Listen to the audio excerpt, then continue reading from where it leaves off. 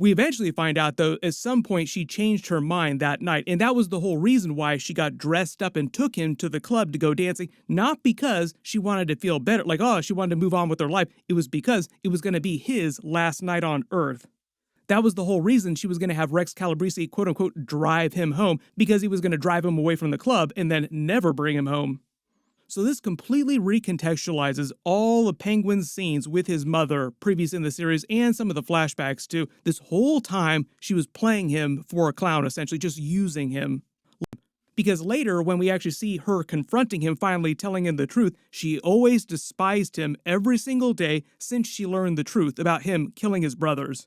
Basically the worst possible thing you could tell Penguin, like the mother that he's loved and idealized so much, wanted her affection so badly that he killed his brothers, telling him that he's trash and she's hated him every single day of her life. We'll get into that in a second just because there's so much to unpack from Penguin's side of things and the way that he reacts to it in the moment when it's happening. I did the thing I was always saying that I was going to do, but it's meant to feel very tainted because she's locked in a prison now of her own body. She can't leave and she wants to die. But Penguin won't let her die.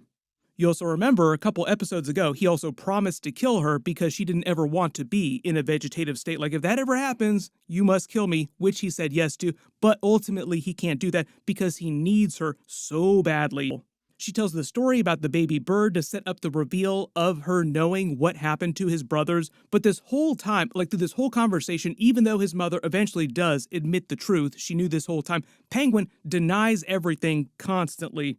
I think him being in this moment here is activating his fight or flight response, and his brain is just set to this automatic defense mode where it's all about survival. And in order to survive on a mental level, he has to find a way to pretend like what's happening here isn't real.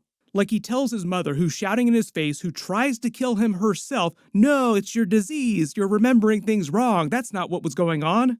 There are a couple moments during their conversation where you see his face turn, like he gets really pissed off, and it's like his face is betraying that he actually knows and understands what's happening, even though his mouth is speaking all these lies, like, no, no, no, you're remembering things wrong. It's all about his survival instincts on a mental level and how willing he is to lie to himself, like how deep this goes.